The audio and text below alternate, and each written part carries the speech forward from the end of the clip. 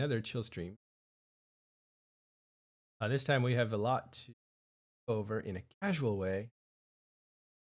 We have Dirk Cloud with us. Talk about what happened yesterday. That the CSM risk Rubal was kicked from CSM and also all his accounts game, along with two other people. So the FC from Park Shines also very important people. Definitely, this is pretty high on the Richter scale.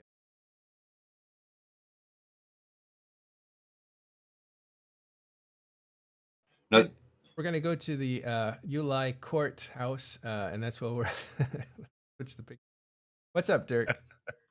but they're just somebody out there is saying you're dropping out, and I'm not hearing you drop out. So I don't know if there's something in between. Let me check.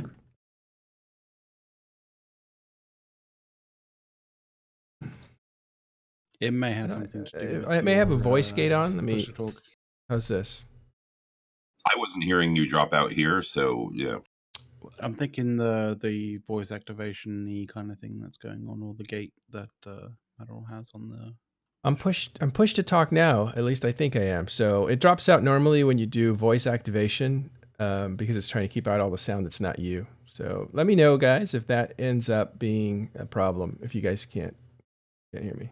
Okay, much better. All right. So the mic was too far away and it was not registering sound. Good. Okay. Whew. Take 3. Yeah, they can hear your silky voice now. Yeah, I think I think they got the general bit of the open there. We don't need to like take 3 it or anything like that. But yeah, I mean, yesterday was a pretty wild day to kind of get that sort of information about somebody that you wouldn't have suspected would have been in any way connected with that. The fact that it took down a bit of the leadership from the initiative in the process. Is also shocking, although tangential, in a way. I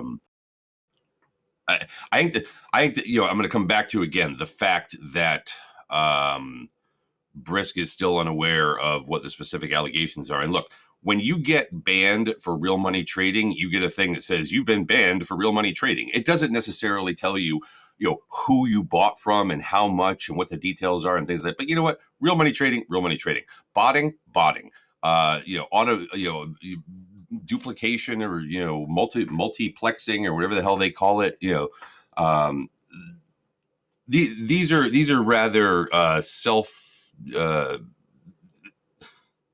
self-describing in a way, right? Like you pretty much know what those are. When somebody says violation of the EULA, I'm sorry, when somebody says violation of the NDA, that is so inherently vague that you just have no real way of defending against that because it is just so vague, right? Besides the fact that it seems as though Brisk has not been afforded any opportunity whatsoever to speak up. No defense at all. Like won't even take a call. Yeah. Which I think and I hate the fact that this is happening to somebody of Brisk stature and therefore a big deal is being made out of it because it seems as though a big deal wouldn't be. But remember, the only people out there, okay, these are different players. They are different players because they are held under an NDA. Everybody else is, yeah, fine. The EULA is like, across everybody else out there. But to say that, well, you're going to treat them like any other player, well, you're already not treating them like any other player because not every other player is under the NDA. You're already not treating them like any other player because you're putting out a public notification of why this person was removed from the CSM and banned for life from EVE Online. That's different than what any other player gets. So to say that, well, we're, you get no recourse. They're not going to respond to you. They're going to treat you like every other player. Well, now you're just being picky and choosy about what the things are you want to treat these particular situations like any other. Yeah, I think you and I disagreed on that, but you won me over that, he's treated like any other player. Like the CSM CSM should be treated like any other player. They just happen to be representatives, but they are in the game. Their status, as far as their relationship to the game, should be the same as everybody else's. So they get no special treatment when they break the rules. They get noticed. They get notifications like everybody else when they break the rules. And that's what I thought was maybe that's CCP trying to be fair. But you were saying, well, they broke a rule that doesn't exist for actual players. It only exists for CSM and It people who only help out exists for tournaments. exactly, because those people that go to the Alliance tournament to host and things like that, they also get put under NDAs, okay, because they might see or hear something while they're there. But again, we are talking a very limited subset of players that are held to a standard that, should they be found to have violated it, should probably be told, well, what the hell did I do? I mean, I just see no reason why it's not communicated to the player, not to us. We have no need for that information.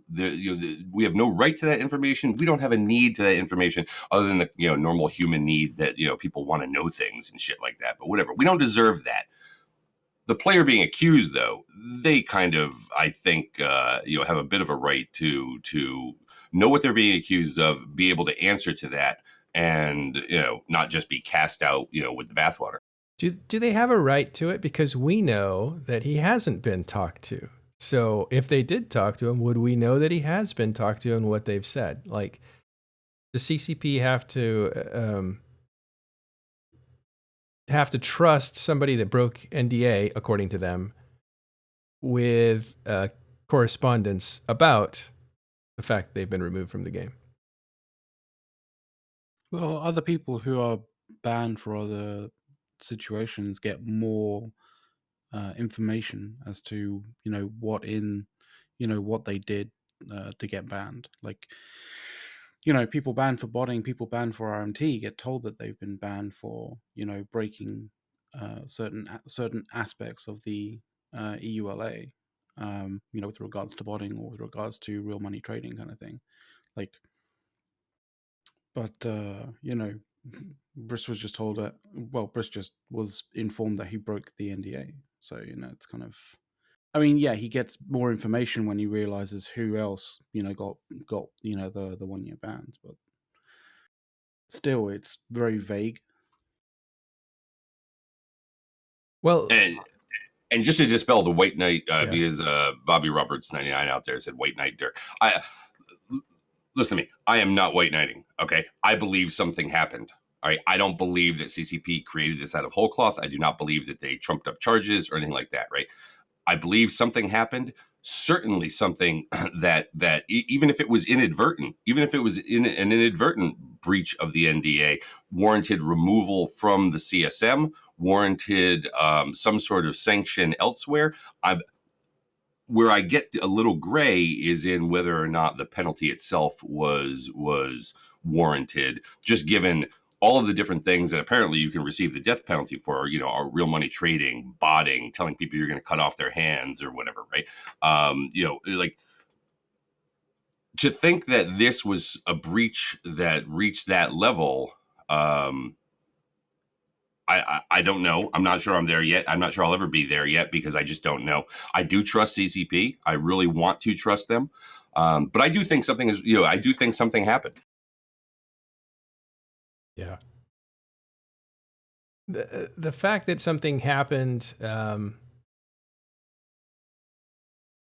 wonder if something happened that needs to be malicious, or because it seems to me like if there's if they're not clear on what NDA protocols are and you step over the line without knowing it, is that the same thing as being malicious and saying, hey guys, you need to buy this stuff up because it's going to go up in value?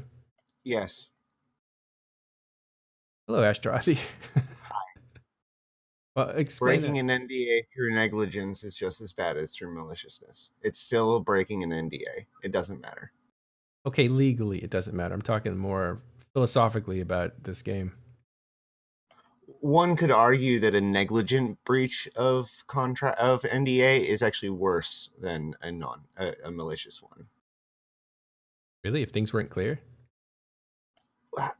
What do you mean by things aren't clear? Like, you've signed a contract that says that you are going to be given privileged information. You're then given privileged information. If you make the bad assumption that some of that privileged Right, but information what? isn't privileged, that's on you. Well, okay, so let's say that you are hearing about something and you want to be as good a representative as you can be, which we know Brisk was all about, right? He wanted to be a good representative, even to groups that didn't want him to represent them, like wormholers. But let's say that you want to be a good representative, something's coming up, you're not clear that it's off limits to talk about, and you write your people of authority, people that you know have a lot of knowledge in this, to get their feedback on it. Are you breaking NDA at that point? I would argue that the CSM have a lot of access to their CCP handlers, and that historically, anytime I've talked to the CSM about such things, the best answer I've gotten is either I can't talk to that about that because it might be under NDA, or I would have to talk to the handlers to see whether or not that is something that I can talk about. I've never seen, like, I think it's worth noting that there hasn't been very many accidental breaches of NDA in the past.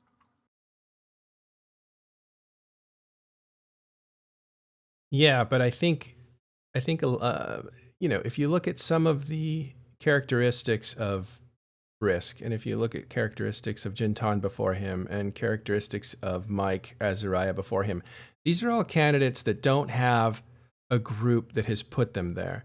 They have to appeal to people that don't know them or aren't obligated to vote for them. And to do that, they have to be hyper representative of those groups. So they're constantly looking for feedback and constantly trying to share information to those people. It seems to put them at a disadvantage, right? Because anybody that is from Goonswarm or NC Dot can say, yeah, I don't want to talk about it because I only got these guys to worry about my alliance. Whereas people like Brisk, these community representatives, they have to trade in information. They have to be open to the public. They have to be responsive to criticisms, and they have to try to elicit information from the masses, unlike these block guys, basically. So is it the same rule that applies to them? Because I know people basically have said, like, yeah, I'm not going to talk about it. It's not for me to talk about or whatever, and they're all bottled up or whatever. But they're also not those community type reps. The issue here is that, like, we like to think about things in kind of a wishy-washy way because of the fact that, the video game nature of it. And I hear all of the points that you're making, and yeah, that would increase the temptation or allow the possibility of such a mistake to be made. But ultimately speaking, you have left the realm of the game behind as soon as you've signed a legally binding non-disclosure agreement. And at that point, that contract trumps everything else. Yeah, but that such contract, a big deal in the software development world. We wouldn't have. There's no way that CCP major could see an NDA breach occur associated with their company and not take action against it. Absolutely. Yeah. Which is what I go back to. I think something happened, right? So I found a post from 28 days ago on Reddit where somebody says, so when is CCP finally going to either disband the CSM or enforce this NDA?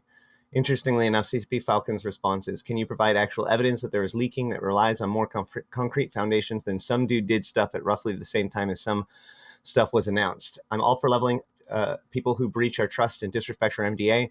It's something I feel strongly about enforcing, but without actual evidence, that goes beyond political charged heresy or hearsay.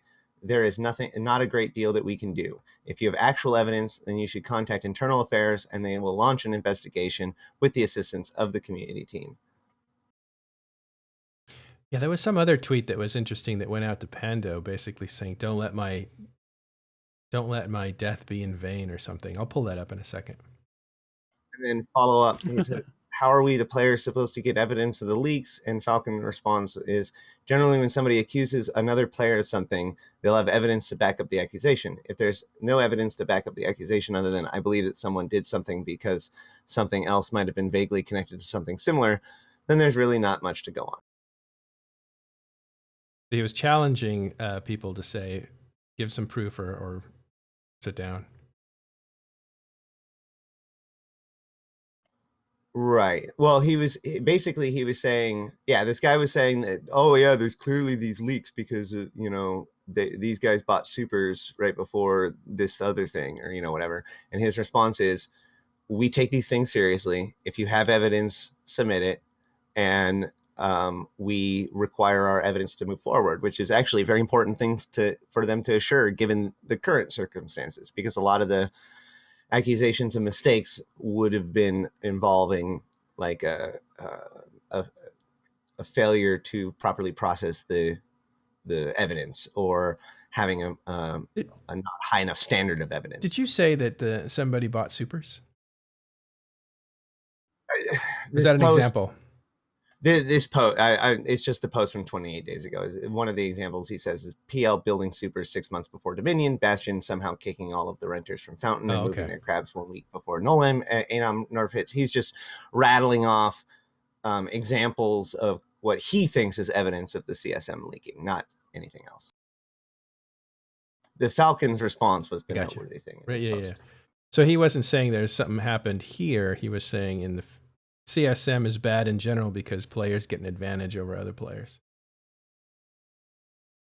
Yeah, the post is basically, why aren't we talking about all these obvious leaks? Yeah. Well, little vindication for that guy, whoever he was. He wasn't even referring to anything associated with this, right?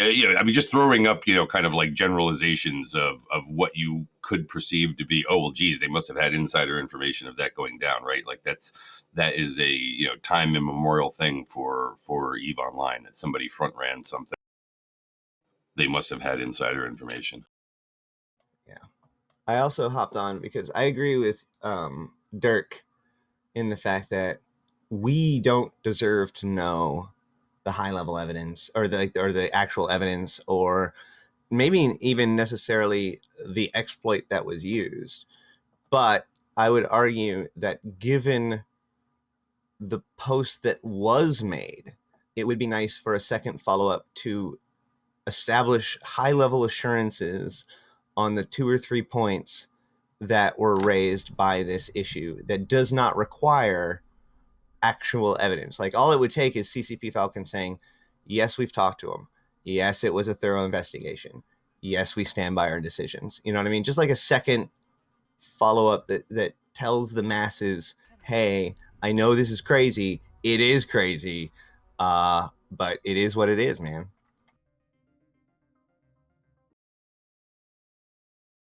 And I'm also not 100% convinced that we won't get that yet. All these people saying that CCP won't talk to Brisk or CCP won't do this.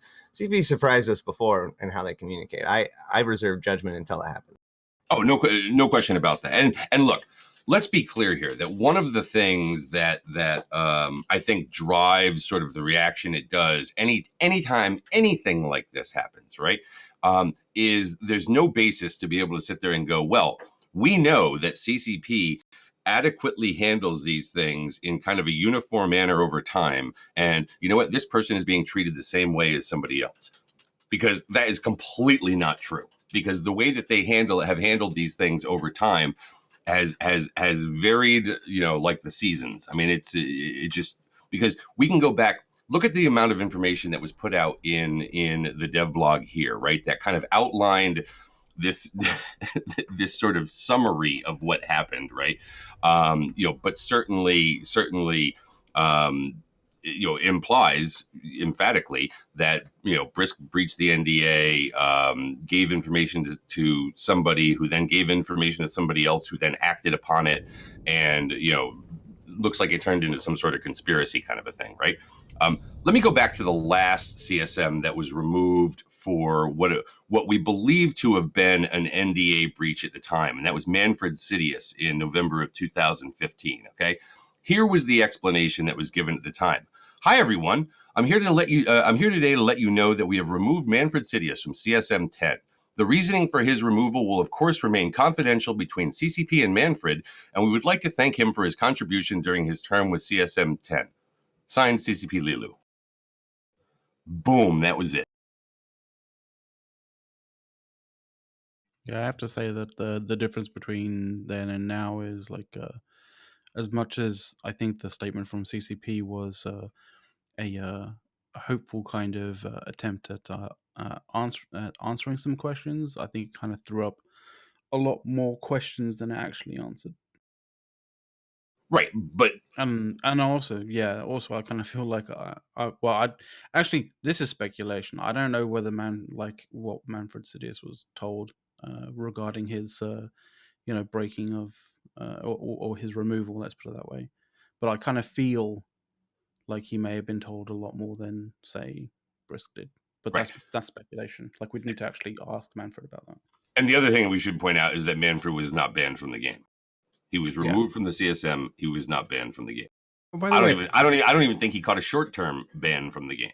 are we clear on Brisk? All his accounts were permanently banned. Does that mean he cannot play anymore on a new character? Or a character he buys off the market?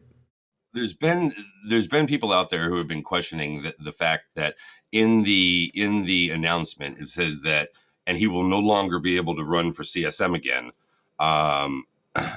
And then it says how how his accounts were banned, perma banned, right? Whether that means that he as a player could return under different characters, right?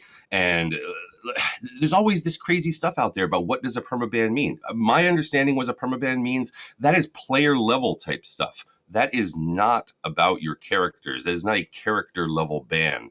And as Astrorathi pointed out last night, it's kind of like, well, this was the penalty for removal from the CSM and not being able to run again was the penalty for the NDA violation, and then the perma ban was related to this other crime over here of the conspiracy to, I don't know, generate income or whatever the hell it was from it, and therefore like these are like two different sentences that run concurrently. Well, more than just that, I thought about that even more. There have actually been plenty of permanent bans that later on have been ended. Like a permanent ban is just like a indefinite ban. A good example was Stunt Flores. So permanent bans can be reversed. So it's like you are permanently banned, but even if that gets, even if we let you back in, you're still not going to be able to be on the CSM. Here is 2010. Eva Jobs, that was her real name. She's Dutch. I think it's Jobs or something like that. But she was known as Ankh in the game. Ankh was short for this really long name. It's probably hard for you to read, right? Let's see if I can do this. Yeah, Ankh, whatever. It was some Egyptian name. But anyway, it says here, Jobson was removed from the Council of Stellar Management due to a breach in the non-disclosure agreement, NDA. We are deeply saddened, but feel that it was the only possible solution in order to protect the integrity of the council. As this matter is regarding confidential data, we do consider this to be a private issue between Eva and CCP. Therefore, we are unable to comment further. That's interesting. So she broke NDA, and I know a bit about her story later. There was a big mystery for a long time. But here they're saying basically, hey, this is private between her and us, therefore, no further comment. How does that square with what's going on today? Every once in a while, this is the way they traditionally handled it. They traditionally would not disclose details. They traditionally would not even expound on, summarizing it in any way. They would just put out, just like they did with Manfred, going, this will remain confidential, blah, blah, blah, right? Then you have these other moments in time where apparently they feel as though transparency is the thing. The first one that I can truly remember outside of the T20 was the incident with, and this is not CSM related, but was the incident with Summer Blink, where they laid that out like chapter and verse. Pretty much what what was going on there that led to his player banning from the game. And then here we are with this one, where they've put this summary out there that kind of lays it out, but still, again, for the player involved to be able to defend themselves, there apparently is no mechanism. So interestingly, Eva, who was again banned from CSM 2010, in her response, which is very short, she basically says, I cannot give any details besides my personal conviction that CCP's statement is not in relation to any of my recent publications, and I do not share CCP's conclusion that there has, in fact, been an NDA breach. I am currently engaged in the follow-up situation with CCP. I think she did not avail, so she was never allowed back into CSM or the game. I don't think she probably left the game. But interestingly, a little bit different in that she says she knows what the issue is, and she disagrees that it actually violates NDA. In Brisk's case today, he doesn't even know what it is that violated NDA, right? No. Yeah. So there's a clearly a big difference between the two. And Yeah. I do want to kind of flip this, right? To all players out there. This shouldn't just be about Brisk. This should be about whether or not there are, and this is something that will go back to some things that Scion said back during his tenure when he was really, talking about the advocacy of player rights and things like that, right? That the CSM, as a player representative body should be more than just about kind of game mechanics and things like that, right? It should be about, sort of defending players' rights in this world of EVE Online. And I think that there is something to be said for that a lot of people out there will fall back on the thing of, oh, well, they can get rid of you for any reason. That's right. We're at will players. They can literally not even have a reason and ban you from the game. And then what? I want to point out, because it was also talked about in chat, like, if we're going to discuss the evidence that CCP has as if it's like maybe not, then we also should discuss what Brisk has said as being alleged as well. We do not know what CCP has told the various parties. We just know what they've told us.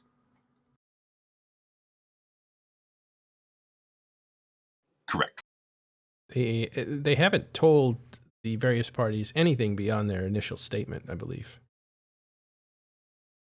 Yeah, as far as I know, the only information that they've been able to glean was, when they figured out who when each of them figured out who the three parties were. Do you remember? I'm just reminding everybody that it is a complete he said, she said at this point. Different authorities. Which it always is. There's not even a he said, she said yet, because maybe there was in Eva Jobson's case in 2010. In 2019 with Brisk, they don't know what they're talking. We don't know what the issue is, except that a violation has been committed. So there's no way to say this is my version, that's their version. The closest thing we have to that is Brisk and Pando all thinking to themselves, what could it possibly be? Well, if it's this, then it doesn't really, it's a miscommunication. It's not true. So in that sense it is, but they don't even know for sure what it is that they did that violated the rules. The point is that if the person that was accused was somebody that we really, really didn't like, I think it would have been easy for us to say, oh, they must be lying when they say that they don't know what they did. Like, I've heard that. That's true. Yeah, that's what I'm saying. Like, we're giving them a benefit of the doubt on their word because of who they are. And there are people in the chat that are calling us out on that. That's all I'm saying. That's true, but you know what? People have track records, and you can't just say that someone like, well, I won't mention any names, but if somebody gets into trouble and they have a history of, riding up against that line, sometimes breaking it, and that sort of stuff, you can say that, yeah, maybe he probably did it. And then in this case, we know Brisk, we know Pando, we know their character, we know their commitment. Dark Shines is unfamiliar to me, but Apparently, he's right up there with them. These are guys that play this game, love the game. I don't think they cheat because there's been no evidence of that in the past. If anything, these guys are the ones that are trying to make the game better. And I have to say that has to count for something. Like, your behavior has to count for something. Well, I mean, look, that ends up being a personal sort of thing, right?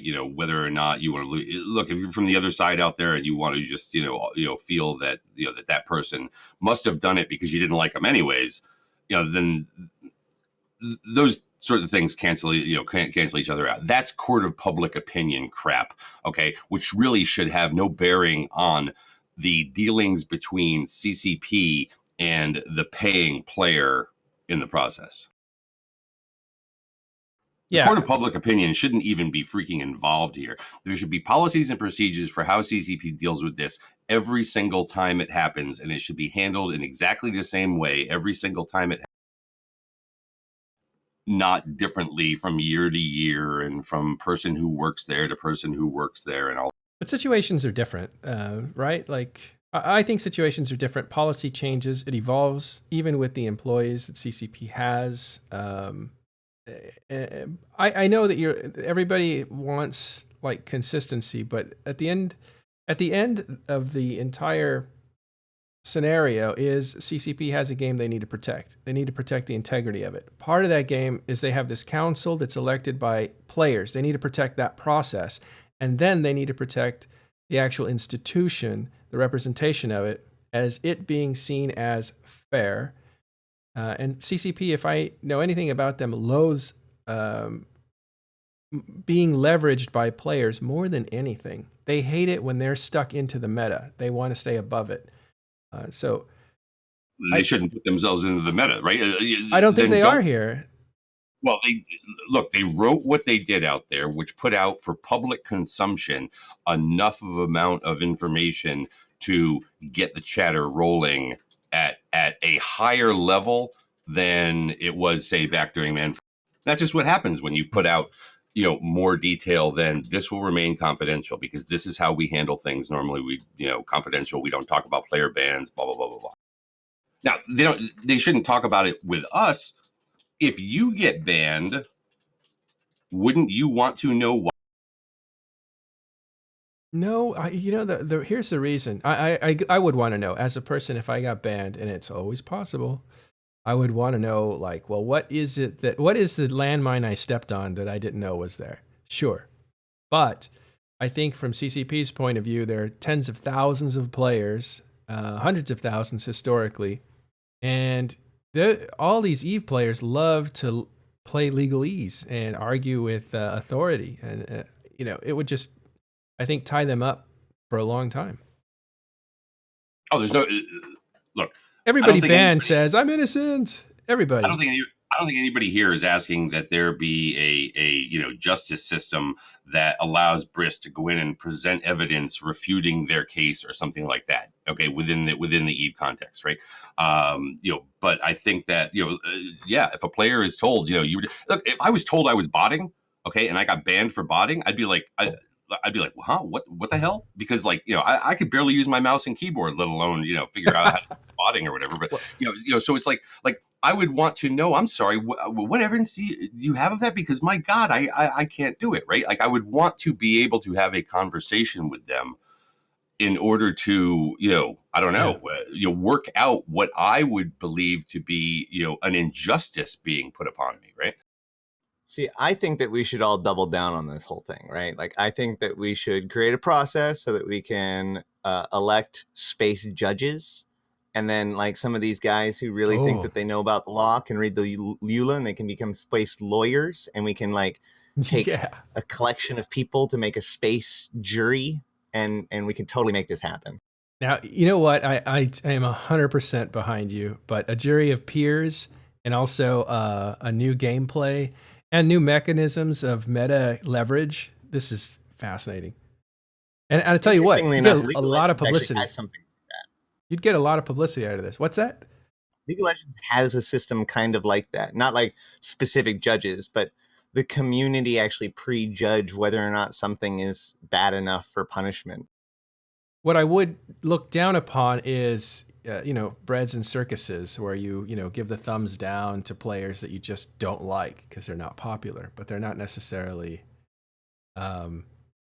breaking rules. You just don't like them. That sort of mob mentality would destroy a game pretty fast. Yeah. You think? Yes.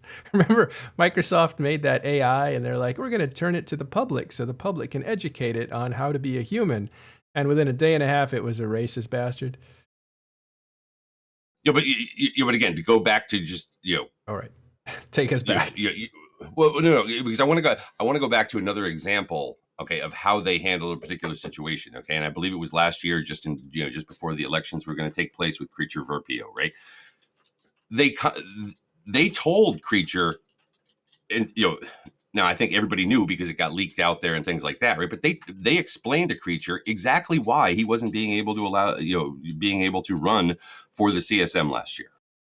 So I mean, it's not like they don't have some history of explaining it to players. There's also been other stuff out there, whether it be Falcon making comments on Reddit or whatever, where it's like, okay, look, ongoing communication has taken place with certain players, and apparently, I guess with other players, it doesn't happen the same way. And this is sort of what gets elements of the EVE community, myself included, over time, okay, talking about these things, because they're just handled in such different ways in different occasions that there's not necessarily a rhyme or reason to it.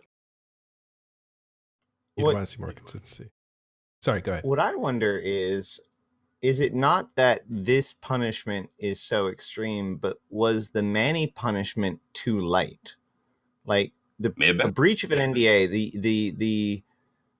the abuse of the confidence of the CSM is so damaging, not just for the meta of the game or anything like that, but for the future of the CSM, the integrity of CCP, the trust between the player base. Like, that has to be like the worst thing you can do, or one of the worst things that you can do in EVE. A lot of people thought that he got off too light, yeah. But so I'm saying, like, if the more we go back to Manny for consistency purposes, the more I think, while they did a great job in announcing it, the fact that he didn't also get banned, I don't know if that's necessarily something worth pointing to and saying that all right, there shouldn't have been a ban in this case. Now, we've been very generous with Brisk and Pando and those guys, so let me flip it around and just give a little pushback on what might have happened here. Because I have a feeling that this cozy relationship between CSM and CCP has really broken down into a less formal process. And I think that might be the trap that he accidentally stepped in, where, again, being a community representative and constantly being in contact to get feedback and also to give explanation from CCP on why things are changing, that's a tricky road.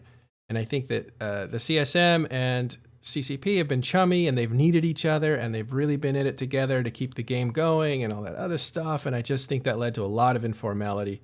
You really should have been a lot less chummy, Let's not go on a boat and bond. Let's not go to dinners together and bond and that sort of stuff. I think it becomes too friendly, too informal. And so then you start feeling like, well, I'm just doing my job here.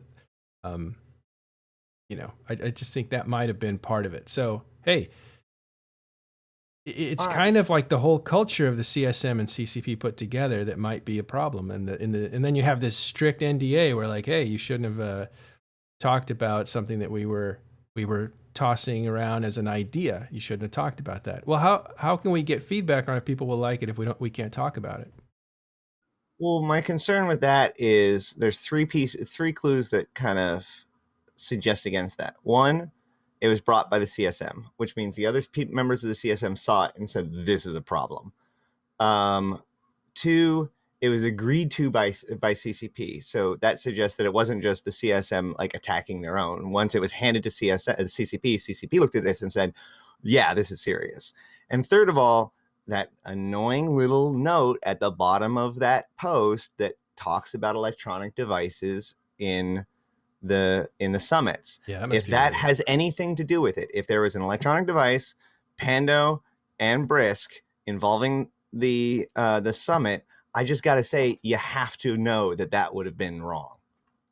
Depends if other people were doing the same thing. Now, here's the other thing. I'm not finished, so it's not just CCP's fault for being cozy with CSM, but it's also CSM's fault, I think, for being cozy with CCP or feeling that privileged state. But here's specifically about Brisk that I think, along the lines of him being a social candidate and stuff like that, is his currency in EVE Online is not being a famous FC. It's not being a tactician. It's not being an industry maven. It's not any of those things. It's actually no skill in the game. And like a lot of us, he leveraged real life skill into the game in order to get the notoriety or the popularity that he needs. And you could see that in the great video that he produced, and you can see that in his way of talking. You could see that in some of the jokes that he played on Reddit by writing up a legal contract with ProGod talking about stuff. It's hilarious. It's fun. But those were the kinds of things that he was approaching the CSM with. It was a lot of like, his currency again was his real life. And so then when you're in the game, his currency changed to, I know a lot about things. I know a lot about FCing because I talk to FC. I know a lot about market because I talk to guys who do the market. And he's trying to represent those things. And it comes across as he is an authoritative figure on those things, which I think rubs people the wrong way, which might be why he has a lot of enemies. If that's the case, you're playing with a lot of knowledge all the time that you do not know all facets of.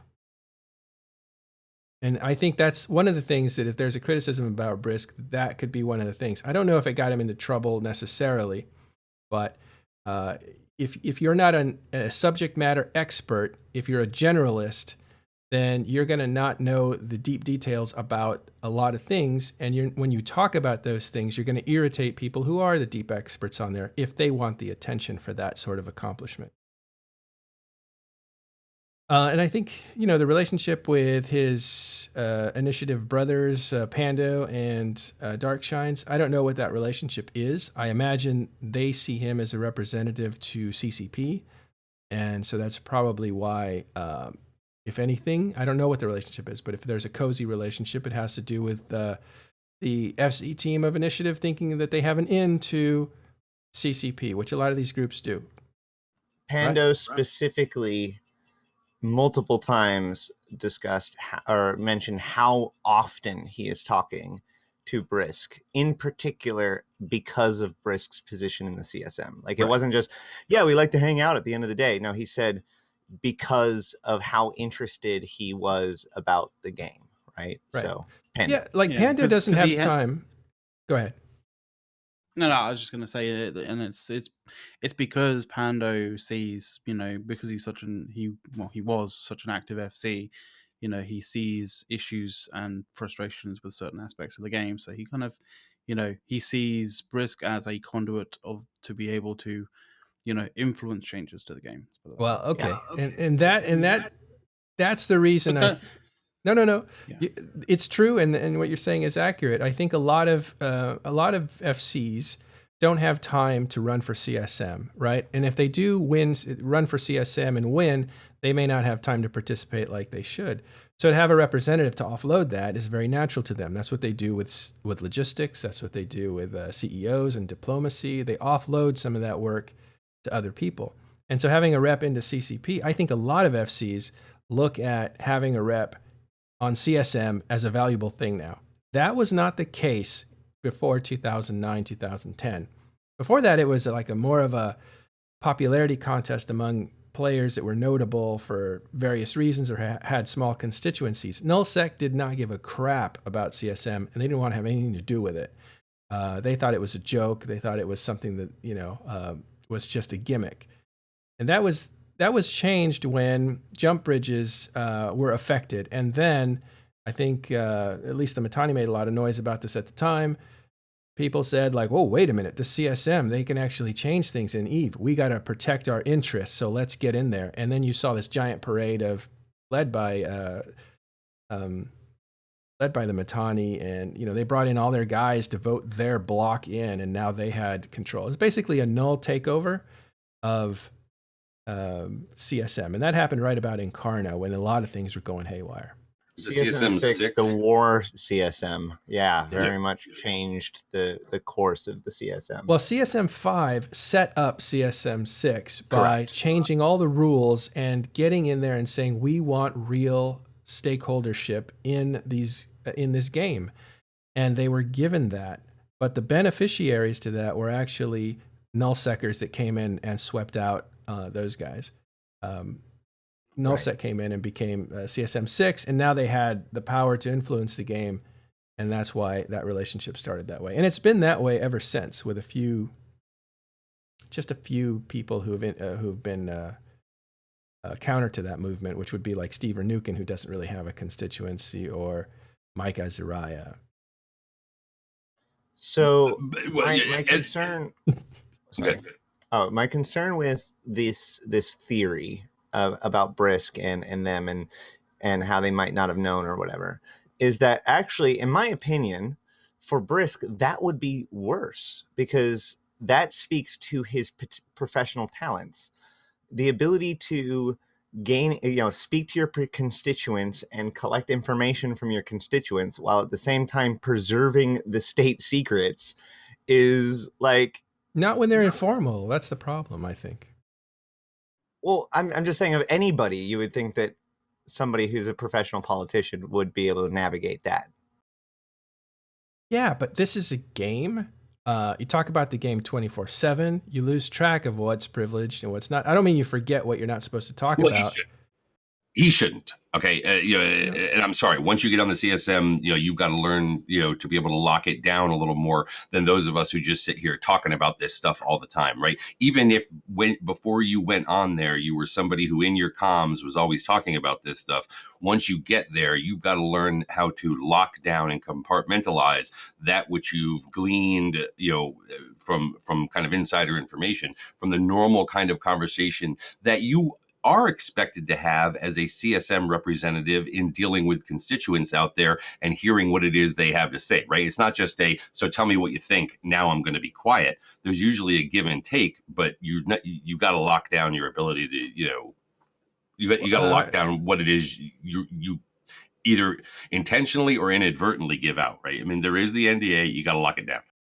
And yes, apparently here somewhere, okay, there was a breach. I don't think anybody is saying that Brisk did nothing wrong. There probably is something that Brisk did wrong.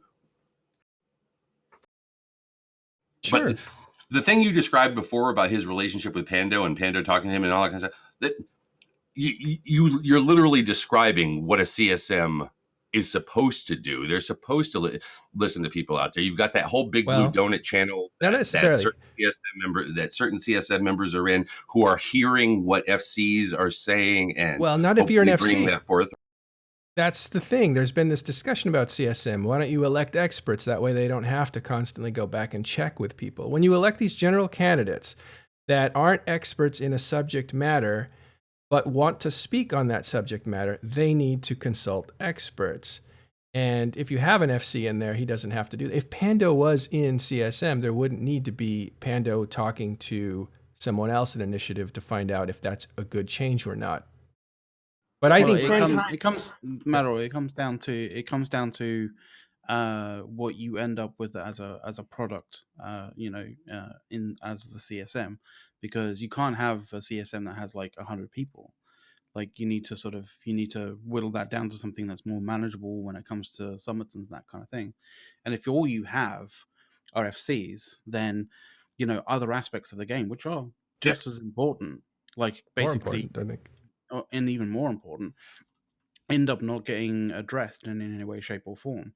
But whereas if you do get a person for every single aspect of the game, then you end up with an FC, like only one or maybe two FCs who may very well be in cahoots with each other to basically push changes that are advantageous to their group and not the rest of Eve. So it's a really awkward kind of balancing act.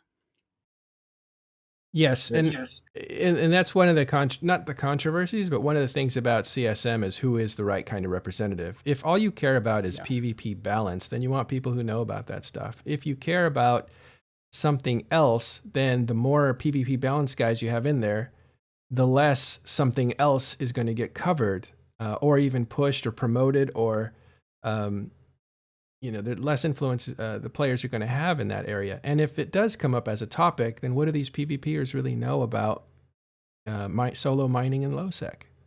So Well, the there's goal is to make it not that every CSM member has access to all of the different opinions. That's the reason why you have so many, is that each is designed to kind of cover their lane.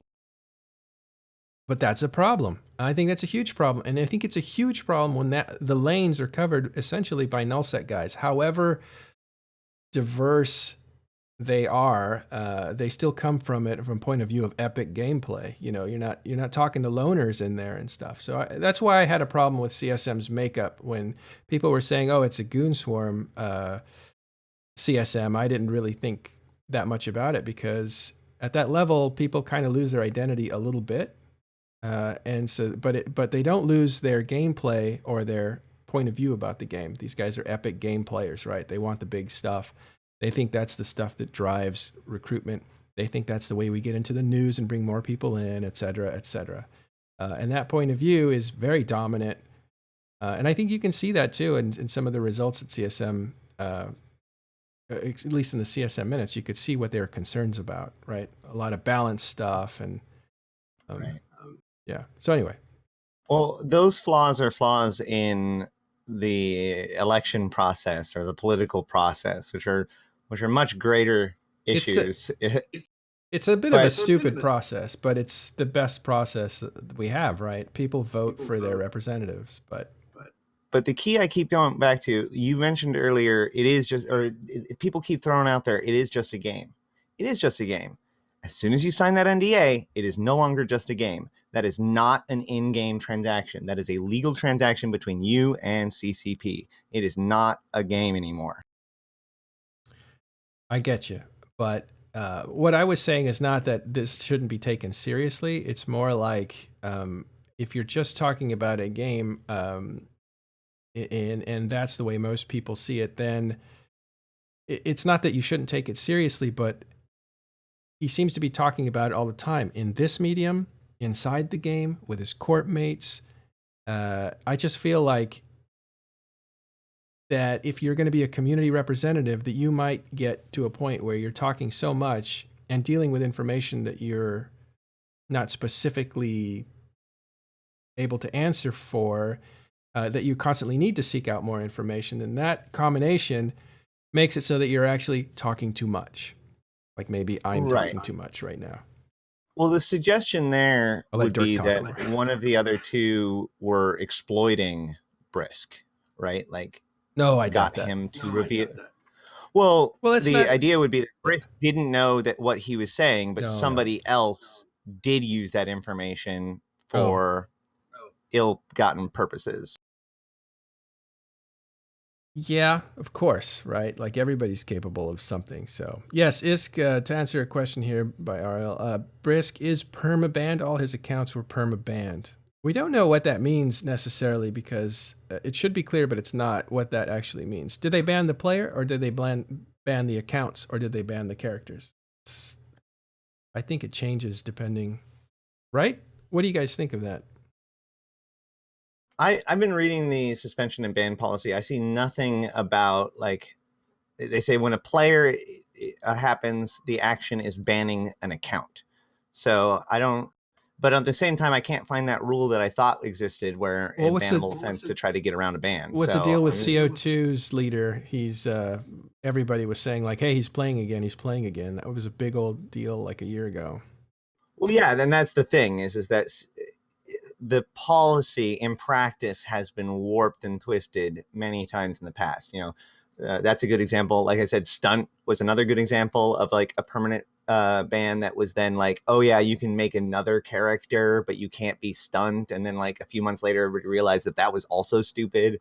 You know what I mean? Like there is a certain amount of playing this by ear that happens when it comes to these pretty extreme circumstances. Here's where I agree with Dirk. I think the crime is a bit. You're talking about eliminating people that are bad for the game. I don't think Brisk was bad for the game. Well, hold on a second. Yeah. There's no way possible to sit there and say that the punishment fits the crime, since we don't know exactly what the crime is, right? So, and I certainly don't want to get down the road of speculation. Yeah. What you would have to assume, and what we would have to hope, okay, to be able to say that justice was legitimately served, is that here's the penalty. Let's hope the crime legitimately fit that, but we don't know. And apparently Brisk doesn't even know. And again, the player who is at the center of it, right, is the only one that matters whether or not, they feel as though, and you're always going to have players out there that sit and go, I didn't do it. They come up with every excuse for why it's all not true, but but they go away quietly, right? Other ones don't necessarily go away quietly. And then other players who happen to know that player, may sit there and say, well, wait a second, based on a track record of having gotten to know this person and whatnot, does this seem to fit? And, personally for me, and I know I'm biased in this, it doesn't adequately fit. I do believe something happened, but I just don't know that it adequately fit. And the only thing I really care about is for any player out there to be able to kind of have a level of due process, or at least a level of geez, I paid for this game for a decade. I get snapped out one day, and I still don't know why. Mm-hmm. Ashtarothi, somebody's saying, what are the rules 100% on banning? Is that clarified? No. It's not, is it? No. I thought they went to lengths to clarify that at one point. There is, for certain crimes out there, there are very specific punishments, right? It's like for RMT on the sell side, for RMT on the buy side, for botting, there are certain number of strikes and all that kind of stuff. But for some of these other more vague, where they've kind of got to go with what the total details were and whatnot, there's not necessarily anything that is completely nailed down. All right, so there's your answer. It's something that's still ambiguous. In this situation where little information is known, it's even more ambiguous. But that doesn't stop CCP from shocking the world and banning Brisk Ball. But I think the real damage, frankly, as much as I like Brisk, is Pando being knocked out for a year and Dark Shines 2. That changes the landscape of what was going to happen in 2019. And I think I know McLeod will disagree, but I think it kind of sidelines initiative in a time I know when one thing. They're important to the game. Yeah. I know one thing. I mean, NC can't poach Dark Shines and Pando right now. We'll trade you FCs.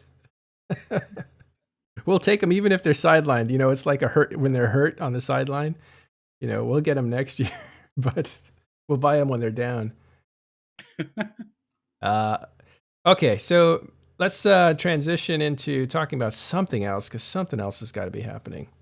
By the way, quick announcement though. We had a wormhole show yesterday. About 100 people watched it live, and people are we're gonna release that podcast soon, probably later today, within 24 hours.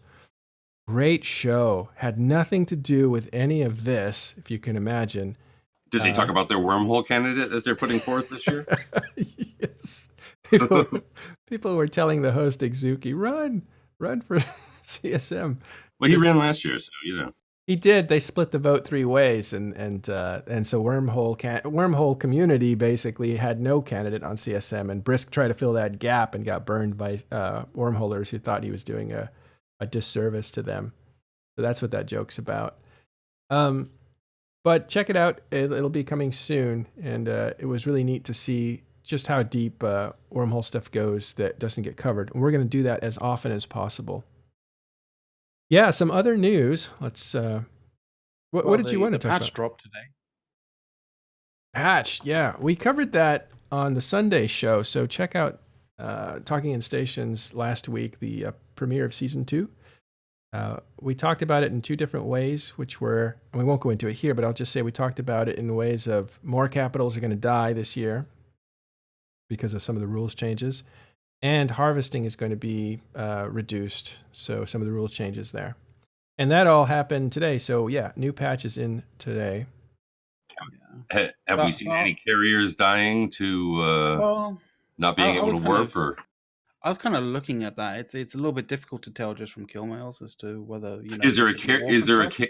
is there a carrier that died that had a that had An the NSA? thing fitted? Yeah, it had an NSA fitted. Oh yeah, there has been. There's been carriers that have died to NPCs, which is odd. Although I imagine it happens every so often. In actual fact, yeah, it does happen every so often. So it's kind of difficult to ascertain as to whether those issues are because someone forgot to couldn't figure out why they couldn't warp while having their NSA on. But there was a Rorqual that died kind of recently, which is interesting because looking at the Rorqual fit, it was a guy who died from the Greater Western Prosperity Sphere, and he died. His fit was ridiculous. Like, well, well, ridiculous maybe. Like, it wasn't a fit that you would expect to die really easily. It was pretty bling. Let's put it that way. And it didn't. It kind of looks like it didn't die as though he was AFK. Like it did take a fair amount of damage, but the thing that the thing that kind of piqued my interest about it was it died to 14 people, and a good half of those people were just dictors and basically dictors and bifrosts, that kind of thing. But there was only really 5 Leshaks and a Drekavac and 2 Drekavacs, and they died to basically to that, which is kind of crazy. So I'm going to switch gears since we're talking about some of these changes. VNIs, the price went up. The contracts, I've heard contracts went up. They doubled in price for the contracts.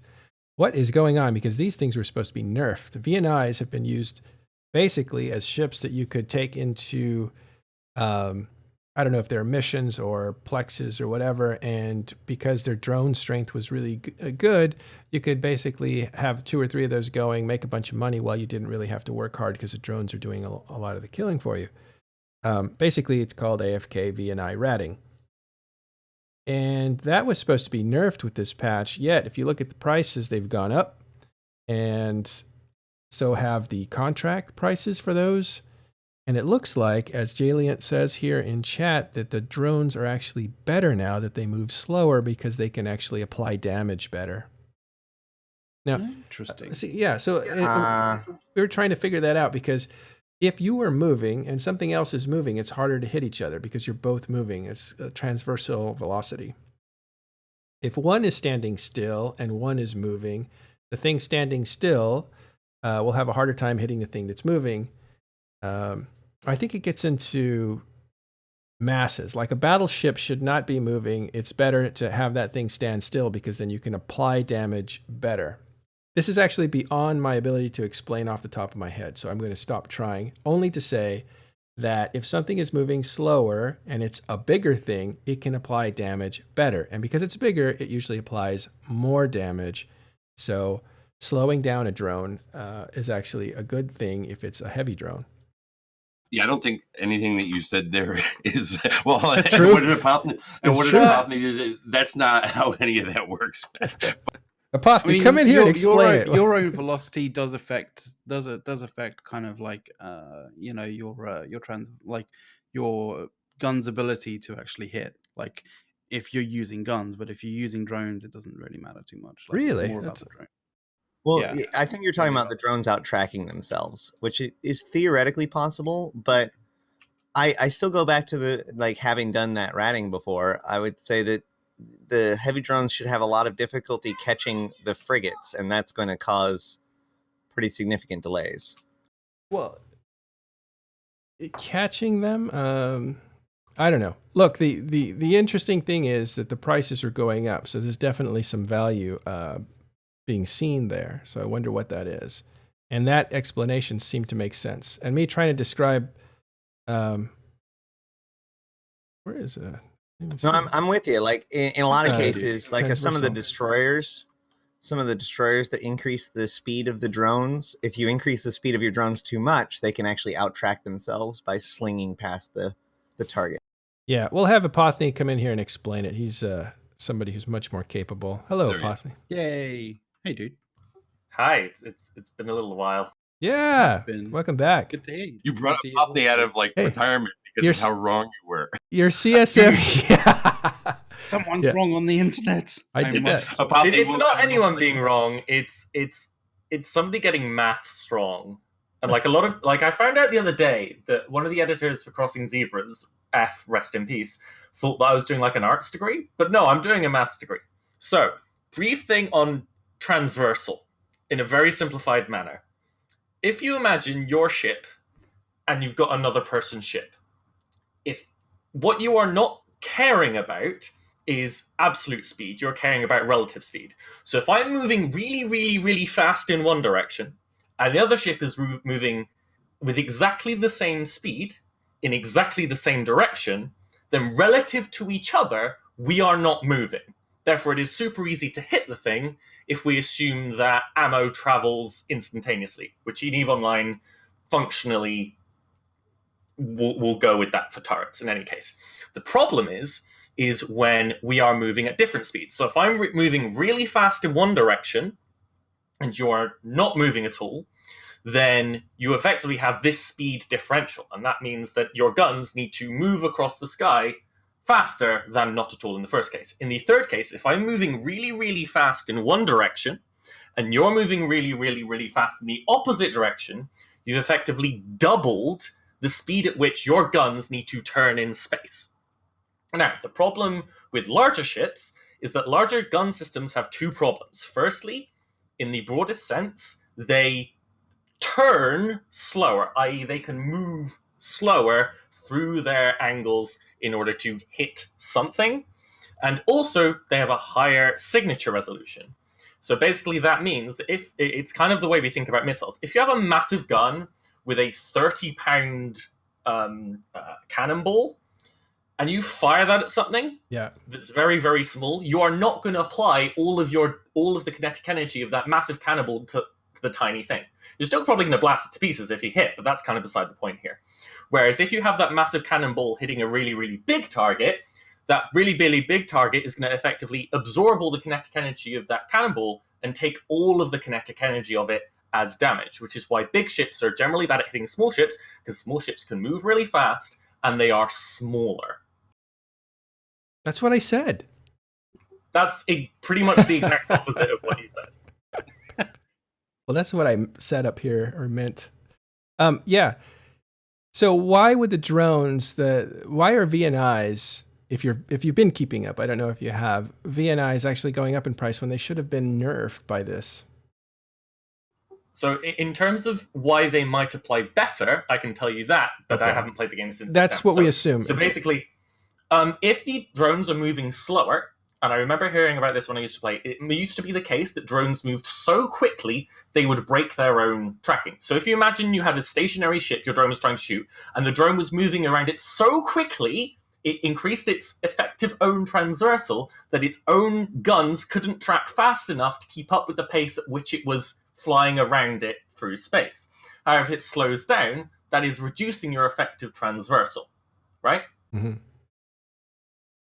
So basically, it was going so fast, it was breaking its own tracking. So if it's going slower, it is not effectively breaking its own tracking. And therefore it can deal more damage. It seems to me that the very smart guys on CSM and CCP should have known that was the case. Like, I think, because if you look at the nature of this patch, they were trying to nerf VNI. So why would they miss this? Well, look, aren't the drones more susceptible to taking damage now because of the slower? That could be. Well, the Gila change was to make the drones more vulnerable. Right, but the VNI drones, we're talking about the VNI here. Right. I guess I interpreted it as it made it difficult for them to catch, like I said, the faster frigates. Because when I was ratting, one of the biggest things to take into consideration was to try to catch things before they got outside of like the asteroid. Because in a Rockhaven, the reason why Rockhaven is so kind of easy is because there's so much geometry for the rats to catch themselves on. But if a frigate manages to break free from that, then it's really difficult to chase them. Now, as far as the price going up, had the price gone down when the nerf was announced or when the change was announced, and the price is just rebounding? No, I don't think so. Let's Well, look. I said that, like, the prices have kind of gone up, but it sort of at least looks as though the actual volume of sales haven't increased. So I Yeah. mean, this is just a theory, but like, I know when I used to VNI rat, like, I wouldn't buy VNIs, but I would just literally I'd go and buy the blueprints because they're easier to like move around, and I'd just build them wherever I was called my home as such. So maybe it's a case of the amount of available blueprints to build them have kind of like reduced in um, in volume, like, and therefore the price of the actual blueprint has gone up, and therefore that would also increase the relative cost of the ship on the market. It's an idea anyway. Hmm. Well, very interesting. Let's actually go back to Plex. We're not going to talk about these changes much because when changes happen, you really just need to know what to expect, and we've done that in a few shows previous. Now that it's hitting, you just want to see if there's any major complaints, like when they introduced chat, things broke all over the place. So we're not seeing a lot of reports of outages or that kind of stuff. And then you want to give it a few days or weeks before you can analyze the effects of things. So this result here, where the VNI is going up in price, is a predictive result. I just made that up, by the way. But they're predicting that it's going to get better. In actuality, maybe the CCP and CSM guys know better, and the trade-offs aren't going to be worth it, and you'll see this price go back down. But I wanted to look at Plex because, ooh-wee, that started to cool off finally. You've been And writing something about Plex. I've been writing an article for like on and off for the last week as the prices were heating up. And it was actually in response to Brisk, of all people. But now that he's dead, I can't really dedicate it to him. But He who shall not be named. yeah, the unnameable CSM member. Yeah, it was kind of a counter argument to like Brisk. The Plex prices are too high, and I was trying to get my mind around why people think Plex prices are too high, and if you're not buying Plex, why you can look at the situation and say, yeah, these prices are too high. Like if you're not actually spending the ISK to do that, why would you say that? Are you? And I think there's a lot of people who aren't buying Plex who are looking at the market and saying that. So I was going to make the case that high Plex prices are good. It's like, I don't really like spiders. Spiders scare me. But if we get rid of all the spiders, then you're going to have a mosquito problem. So if you have a bunch of spider webs around your house, you actually have less of a mosquito problem, even though you don't like the way spiders look. They're keeping you from getting malaria. Yeah, hating people for or hating the system for the relative value of Plex is kind of silly, given the fact that what Plex represents is the counter to RMT. So as Plex actually goes up, it becomes more valuable to purchase and sell, and therefore economically stronger against other methods of gaining ISK. You might say that Plex is always the correct price, but everything else is too cheap in comparison. Yeah. Well, and I cover a little bit of inflation or lack of inflation in Eve because it's debatable, right? It depends on what kind of inflation you're talking about. And I talk about how Plex prices are affected and by what and all that stuff. So I'll release that article pretty soon. I need to finish writing it. But I did, and as soon as I pretty much finished the whole first part of it, then the prices started to tank on Plex. And I thought that was pretty interesting. Why? That superheated. You realized at that particular point, oh, I have to write about this bit now as well. And Yeah. why Now I got to figure out why it's coming down, because why do you think it's coming down, for instance? It jumped in price due to the sale that they had on Game Time, right? And people sat there and said, okay, Plex will be in demand for people who are out there buying Game Time with it using Plex, right? And then once that was over, all of that, began to unravel. Yeah, it began to get back down to, I think, where it was before that 3-day event occurred. It's lower than that now, but is it? Yeah. Yeah, but that's okay, because people go and buy it in advance. So it's like the soybean thing, right? Like when Trump said, "Yeah, we're gonna put tariffs on soybeans." Soybeans sales went through the roof because everybody's buying for that coming winter, so they don't have to buy when the prices are higher. So well, he didn't put tariffs on soybeans, but whatever. You can defend him if you want. I don't care. But the Chinese did. Whatever. I don't want to talk about it. I think Aymar has a point. I think Aymar has a point as well. Like, people did stockpile on Mega Time a little bit. Yeah. You do that. That's what happens. Yeah. So the point is, a sale comes around. Right. If it's a good opportunity to buy, you overbuy, and then you don't need to buy for a little while. And that might be why the price is dropping, even below the point where it was before. It's Plus, at the same time it spiked up, you may have had people out there that say, well, you know what? I normally buy Plex with real money and sell for ISK. Now's a good time for me to do that. So more supply came in at the same time. Yeah, exactly. I was telling people you should, if you want to use money to buy Plex, right now is the best time. See, people look at sales at a certain way, like, I'm getting a thing for cheaper. That makes sense to me. I'll buy it. But you can also think of it the other way. If the value of the thing goes up and you're paying a regular price for it, you're still getting a margin. So if you're buying Plex when it's worth $1 billion per dollar, I lost my train of thought. But basically, it's a sale in reverse. You have a lot of a dollar is worth a lot more in Plex at that time because the prices are so high. But to answer your question about whether or not Plex is at the right price, Plex is always at the right place because the market is, the market of people buying and selling, make it what it is. You don't think.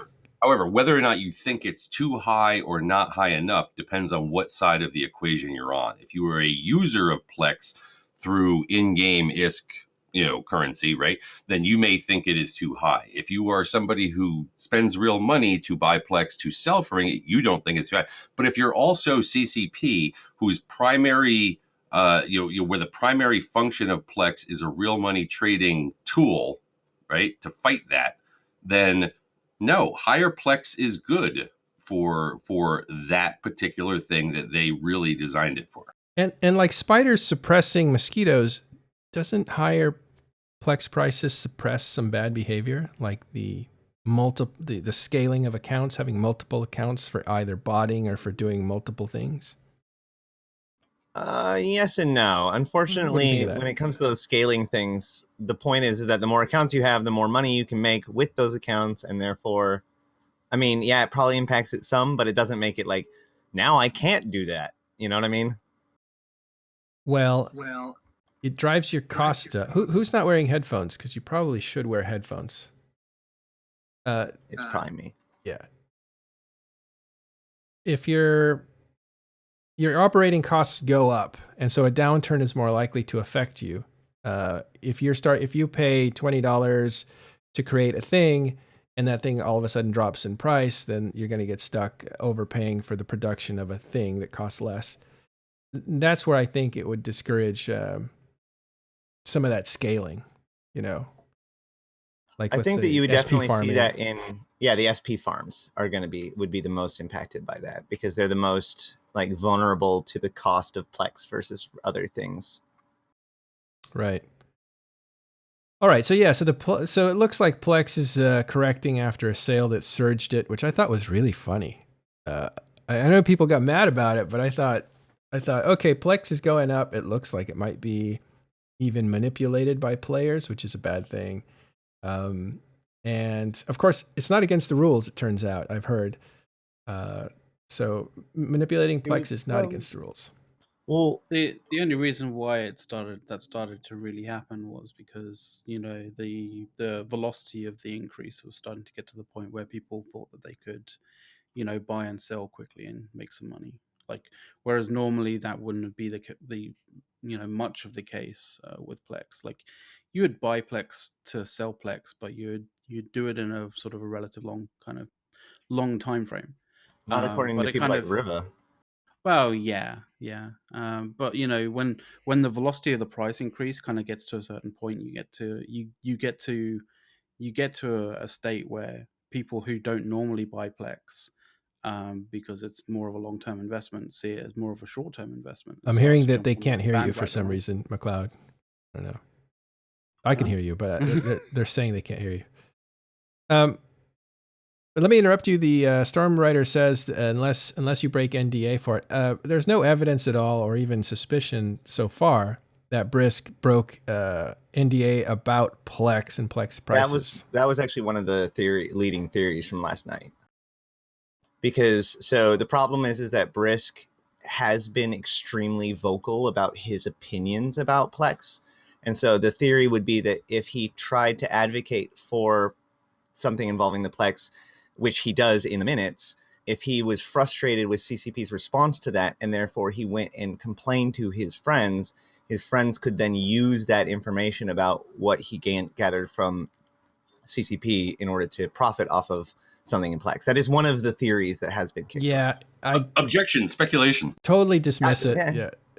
But that's what happened for 24 hours after this news came out. Everybody decided to talk about it. Which is why I'm hoping on day 2 we can move away from like trying Some of the bad theories. to discern what it might be That's because fair. somebody's glancing at momentary spikes in this or I'm just saying that the connection between Brisk Right. specifically and the prices of Plex is a strong one, and it's a public one.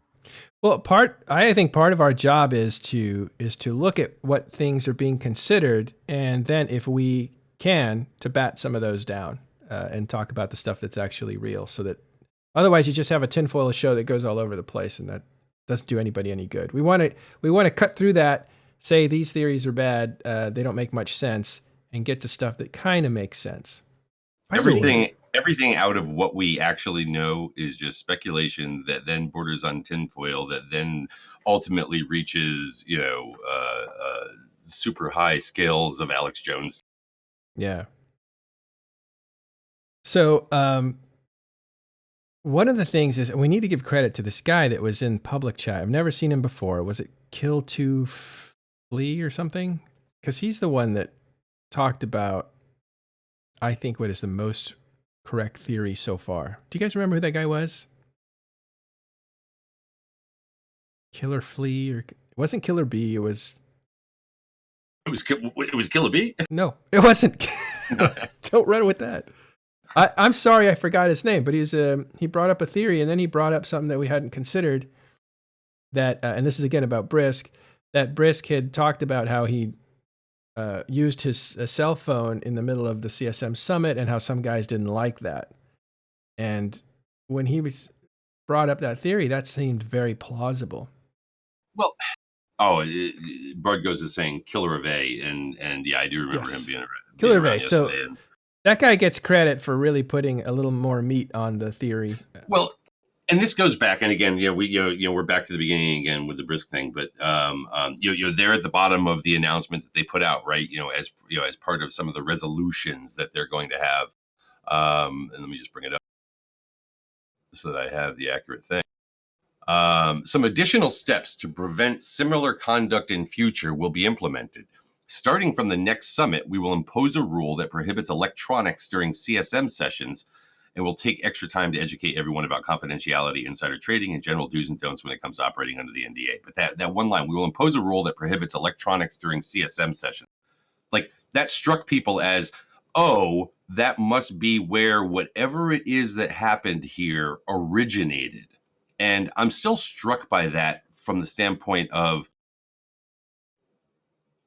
I can't imagine that there's something that happens at the summit that is so time sensitive in nature that having electronic devices there in order to be able to communicate it and breach NDA, in the moment, is the thing. Now, Ashtarothi last night, raised the issue of, well, what if they used it to take a picture? I mean, like, these are people that have notepads that are taking notes during the whole time and whatnot. I just don't know what it is about.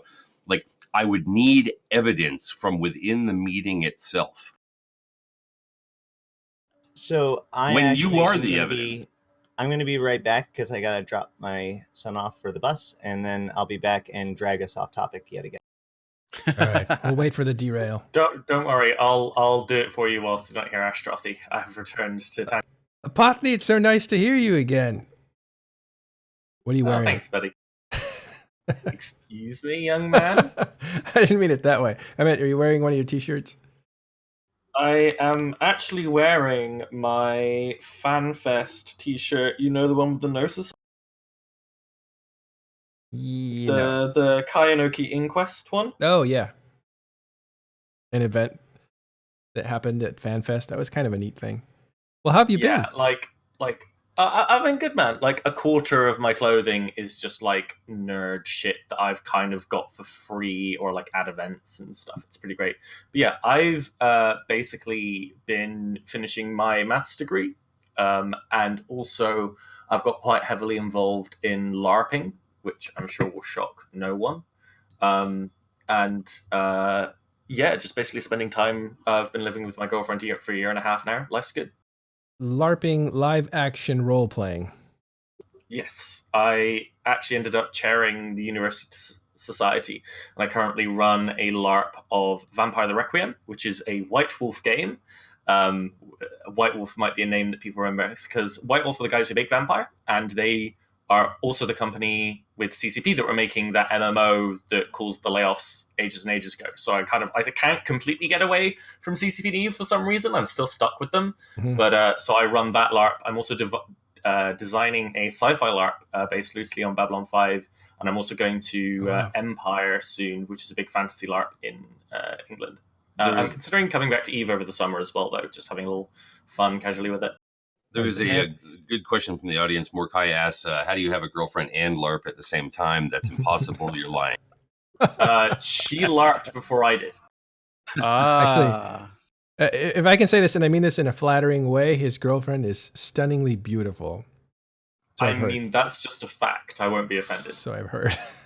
Does she LARP as an orc to tone it down? There was one time. One thing we did last June is that we got hired by a modeling agency to do some wedding photos for them, and they are amazing, and I love them. Did you pose as the bride and groom or something? Why would they want to? Oh yeah, oh yeah. Hang on, give me a second. Oh, I see. For their.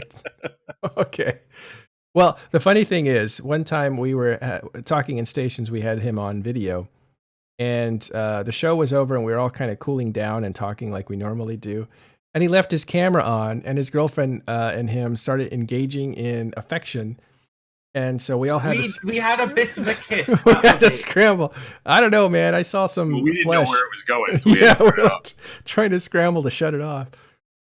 Like turn the meeting off. Turn the meeting. Make it stop.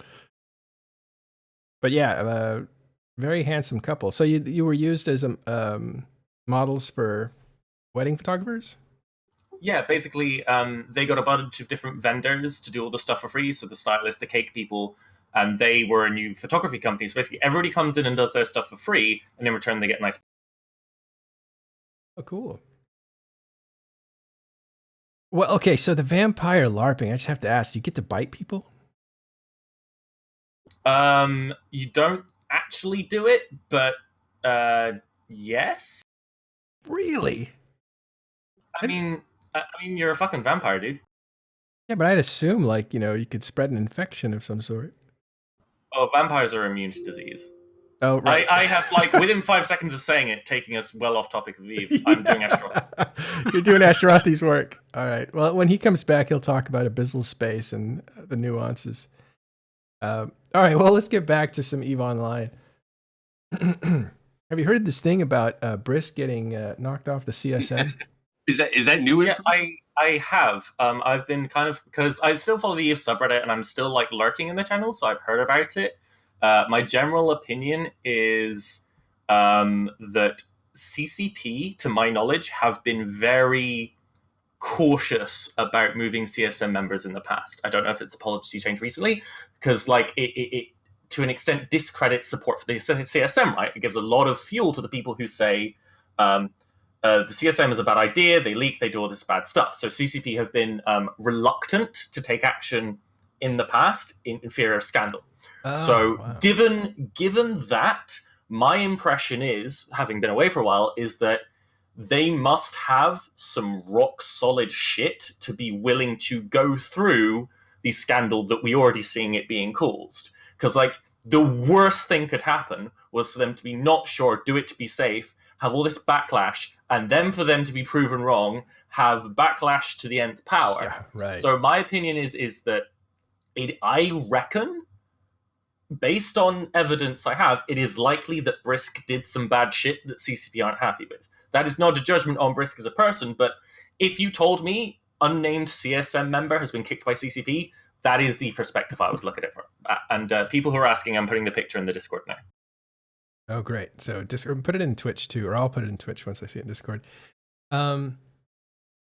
Yeah, I think that's astute. And I really like the idea that CCP tries to make sure they get this right because they don't want the embarrassment on CSM. What's your overall opinion of CSM? I see Doom Chilla there in Talking Station's Discord saying that Chinchilla, not Doomchilla. Doom, I call him Doom, saying that CSM isn't. What did he say? Isn't. he writes so much I can't keep up. CSM aren't awesome. Okay. Did you say my opinion on CSM? Yeah. I mean, so like I ran. When I ran, I appeared on more ballots than anyone else. It was I would have been on if I hadn't pulled out because of my health. I think that was CSM 11 or 12. Yes. But I think that the CSM can, with the right people, be an extraordinarily valuable resource for the game. But I think for that, you need to have the right type of people who know why they're there and don't try to metagame through the CSM. So, like, I think that a line that some people who play the game fail to pull, and this has happened. I'm not going to name drop any alliances, but it's so like there is metagaming, there is spying, and there is sneaking into people's shit in this game. But when it comes to interactions with CCP, I think that a line is drawn where you do not metagame via CCP. You metagame via other alliances, and that's in game, and that's the roleplay part of what we do. But you do not try to metagame through CCP. You do not have your CSM say this thing is worse than it is in order to try to influence CCP's decision to imbalance the game. Because while that might help you in the short term, realistically, long term, that will likely hurt the game and hurt other people. So I think that, and that's not the only thing, but I think the CSM members can and have done fantastic jobs that massively help the game, but there are obviously massive issues that come with it. So with the right people, it's overall better than it is bad. But if you have a bunch of CSMs where bad shit's happening, which we've had before, in those cases, it's not worth it. To reinforce one of those points about metagaming and CCP with the CSM, it's also worth noting that previous CSM, in particular, I think the Matani said it a lot because he was very vocal about his process when in the CSM, was that, you know, CCP devs are not stupid. As soon as they detect that you are using your position in order to try to manipulate them as opposed to perform your normal duties as a CSM member, that's a really good way of getting every opinion that you have shut out. Yeah, you are then wasting your time. And even if you're being ignored, you're still spending a lot of time on CSM stuff. Oh, real quick, Apothne did not get married, Dunk. That was just a picture of him modeling with his girlfriend. Oh man, the new hanger effects are so good. Are they in already? Yeah, Yeah. that was this patch. People are So- complaining. All of Actually, them, there's or- a PSA here. There's a PSA that we could kind of like just quickly smash out. If you find that your hanger is ridiculously dark, like way Like mine? way darker than before, Yeah. maybe like yours, yeah. It is entirely possible that it's that dark because you're still using DirectX 9. Apparently, if you're using DirectX 9, it's way darker than if you're using DirectX 11. However, if I'm you using still Mac. find it being dark in DirectX 11, that is kind of it has gone dark. Like it is darker than it was before. Let's put it that way.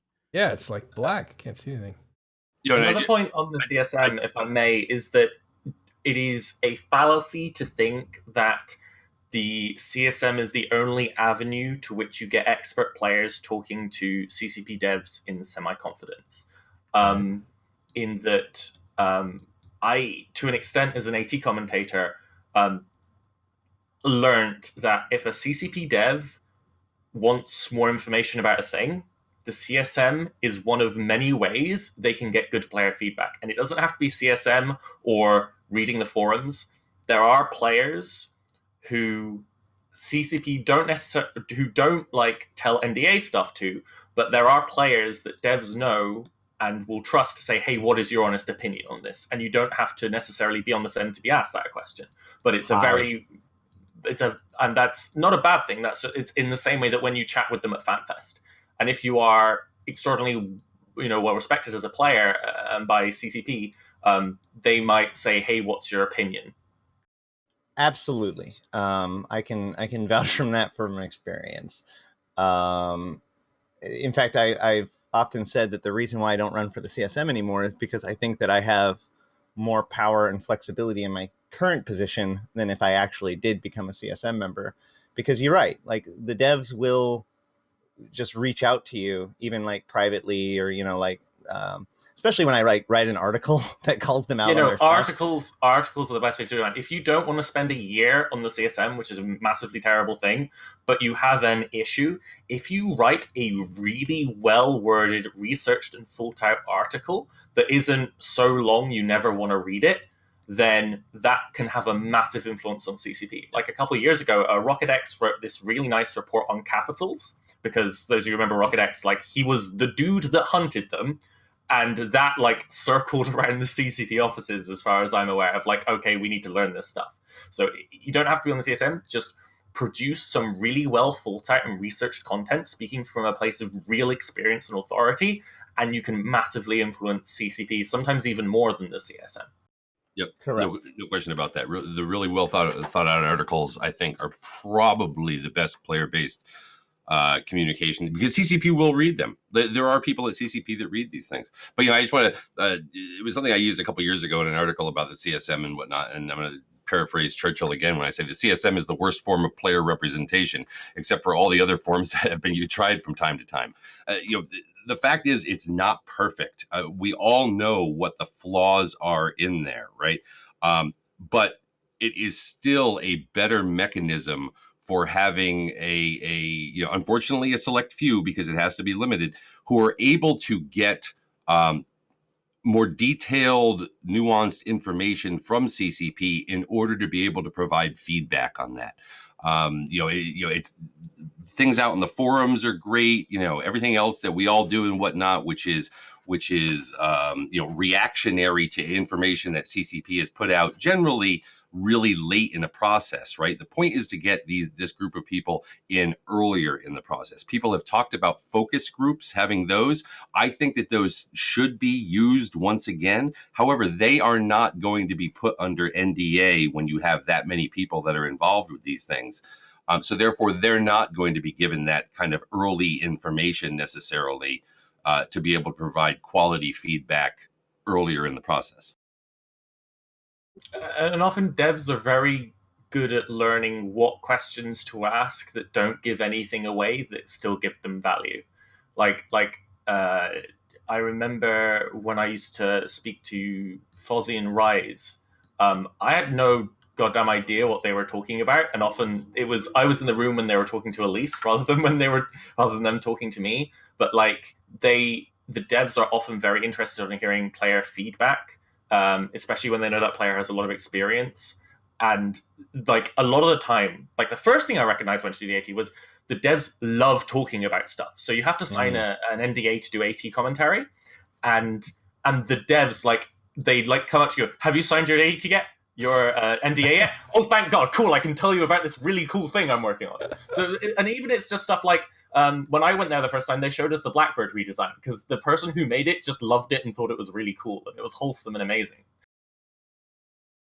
Yeah, I think it's very important to remember that in general, the CCP development staff want to make the best EVE Online they possibly can, and making the best CSM is very much a secondary.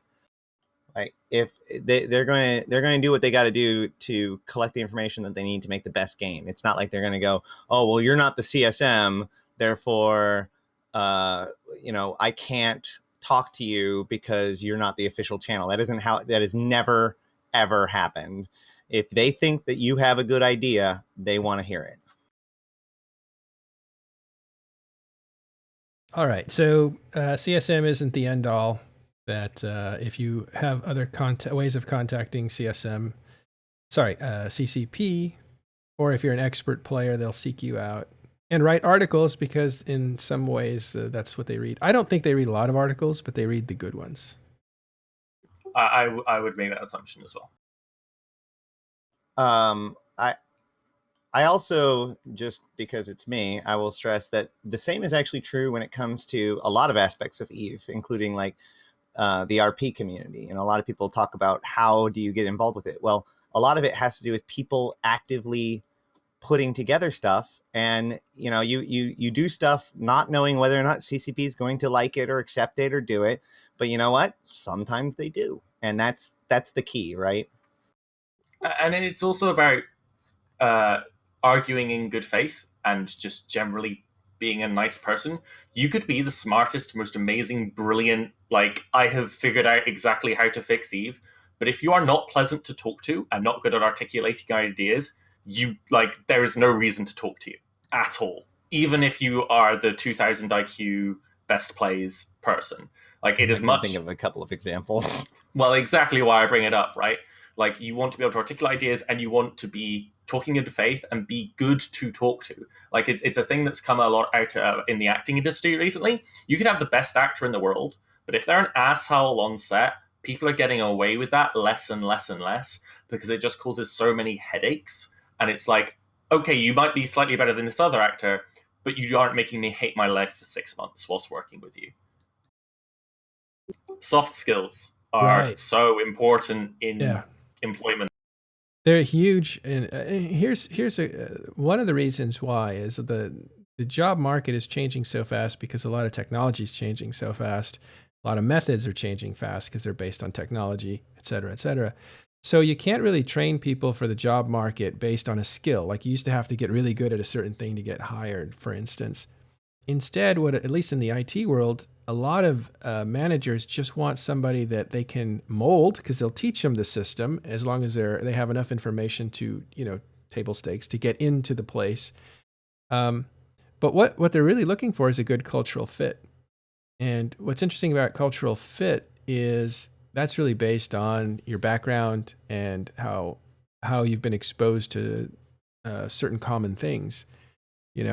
People from other countries have a much harder time with that because they have different sensibilities and stuff.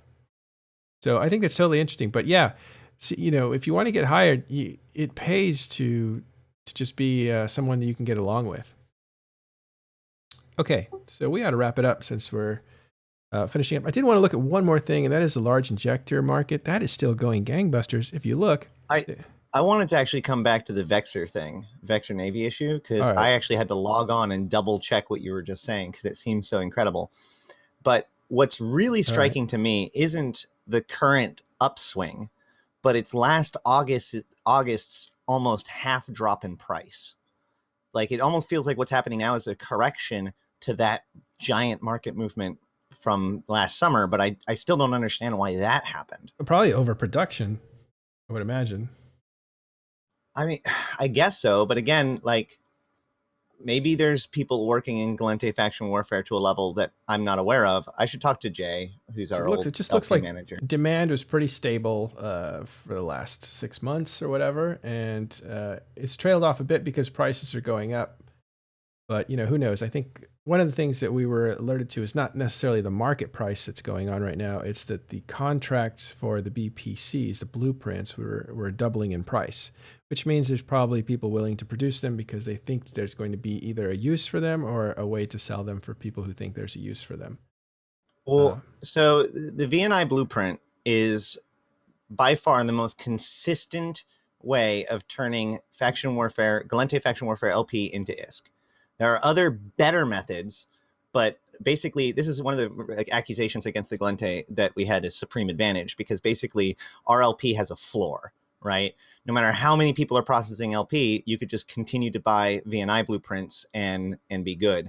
Whereas if things are more volatile, then you have to like go for data cores, which end up being more valuable is per LP, but also way more risky and harder to move.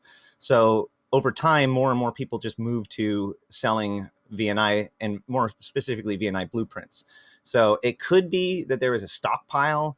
It could be that like when FedUp moved to nullsec, then other entities kind of started executing, like with the absence of formal faction warfare, then that allowed the botters to be able to be more successful and therefore continually feed more LP rewards into the market. I'm not sure, but it does seem very noteworthy. Yeah, it looks like I was told to look at other Navy issues, and whoa, it looks like Dominic's also jumping up. It could have to do with are there drone changes that are common to both? Well, some people are saying there's a lot of ships are going up out there, and They will go up. I think there's Plex is a huge distraction. I think ships and all that stuff is going up. Now that the war is starting, that'll even get intensified. Which we didn't talk about here, but that'll be on the weekly shows. But yeah, Dominic's, wow. It's got a long way to go to recover. It's been on a downward trend for a long time. You know what else is at a really big low? Something that I started to buy a lot of is jump freighters. Ha ha ha. Now, you might think, why would Matterall buy jump freighters? Not the right one. Are you about to show everybody? Yeah, I was giving you guys the state of jump freighters, and then like I'm not going to be able to buy a jump freighter in like a couple of weeks' time. It's okay. I have one for you. I hate you so much, man. I'll have one for you. I need one. Part of working for crew, we'll hand out jump freighters. Yeah. But look at these prices that was the least of it. But look at Ashnar sitting. It's bottoming out. Rhea's bottoming out. ARC is bottoming out. These things are about $2 billion under production costs. So something's going on. So I thought, oh, that's what's going on. I mean, you see all the fours? That's Aerith in the market. All those fours. I was like, that's what's happening. Sadis is saying that jump freighters hold their value very well, but I would like people to know that Matterall is a counter to that, because they don't hold their value very well if you jump them onto a onto a citadel that you can't dock in. Freaking fake Fortizar. They don't hold value very well. No, they don't last long either. But touche. YOLO. Last thing, injectors. We're gonna just do a proper market show, right, guys? You guys tell me if you want to see a market show. We can talk about markets, what influences them, what. I don't want to give buying advice because I'm wrong a lot. So I was gonna say, if you're gonna give buying advice, I would have to start the show with go the opposite way that Matterall says. I have been informed that I'm not allowed to speak about market stuff because I know nothing. Yeah.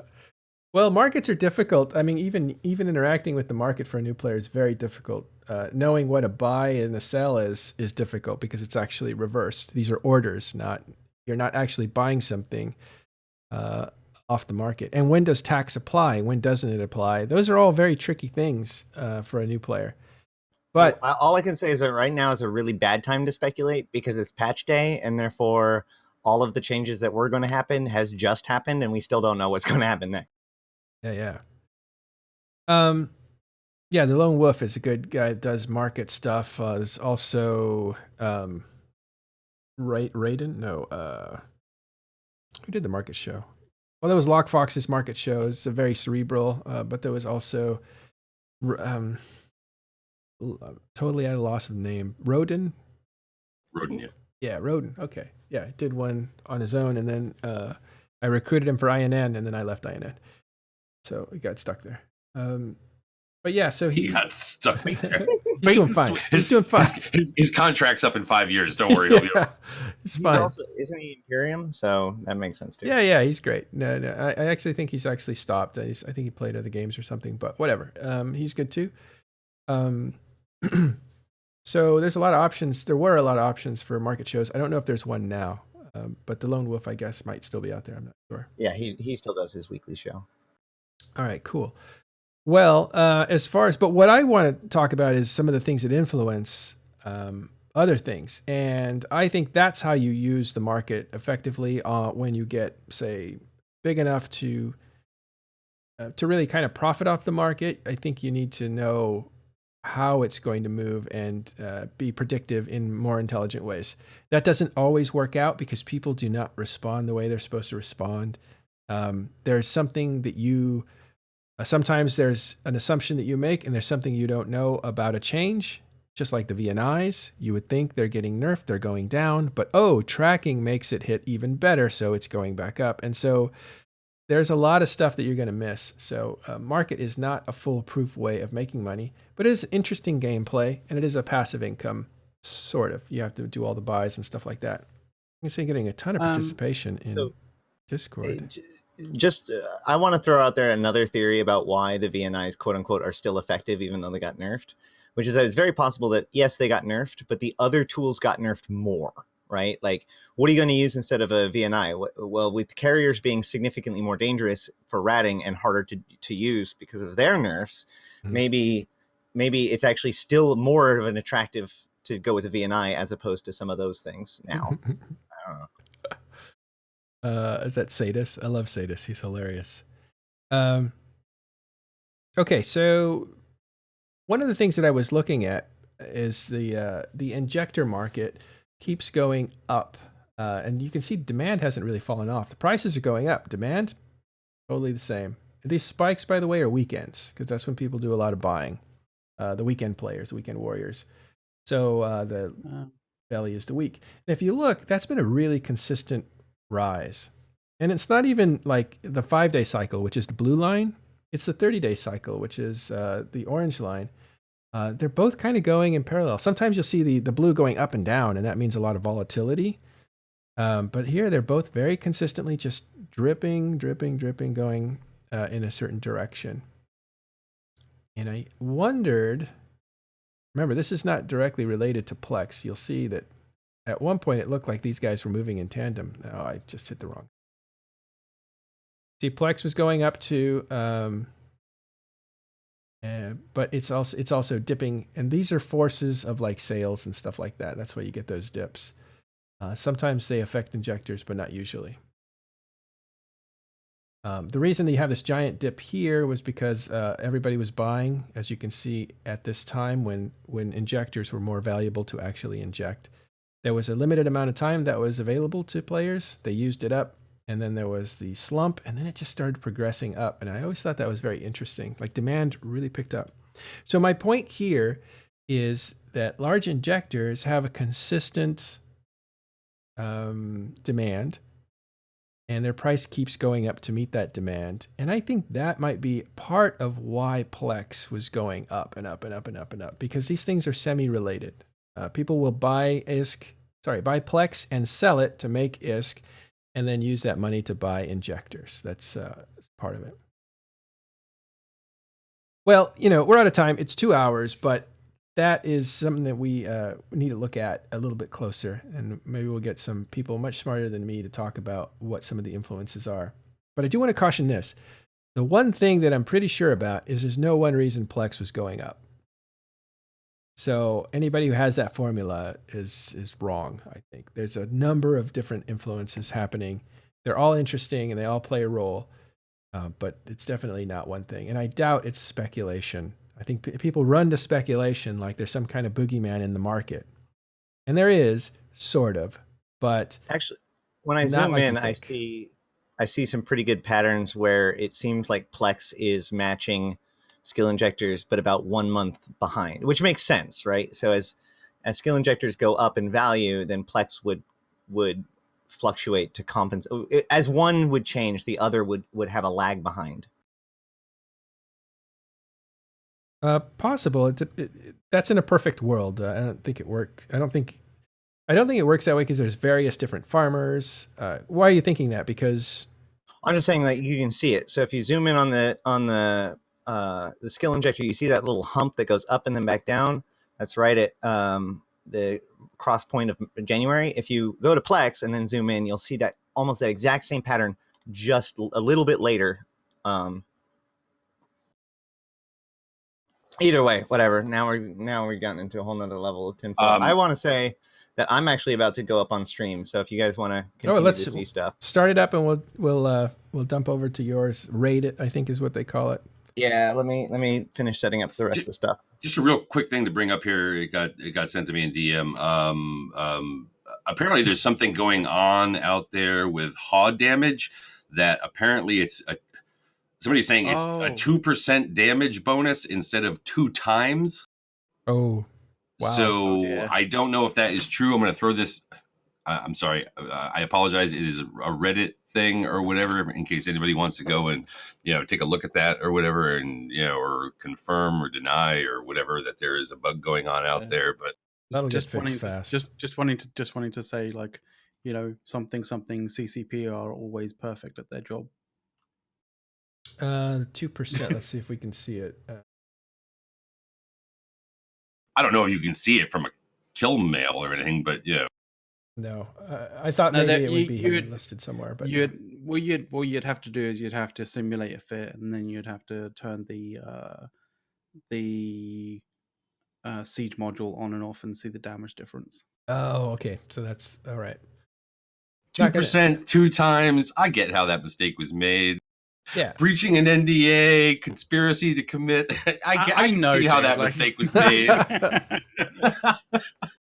Permaban. All right. Well, thanks for spending the morning with us. Again, Talking in Stations is back.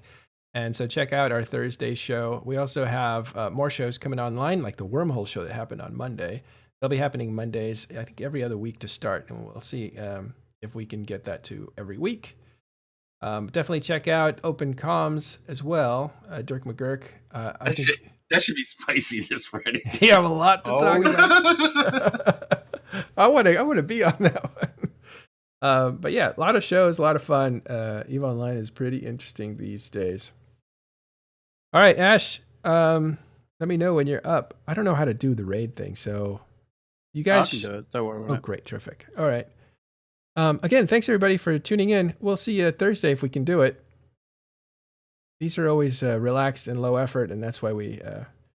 well, I think you can probably pimp a little bit about the Thursday show, right? Like, I did. They're going to be talking. They're going to be talking Triglavian stuff, right? Right. We're going to have Uriel. We've invited Uriel, who has a lot of information about Abyssal stuff, to the Thursday show, and that's a great show for really getting into a topic and staying with it.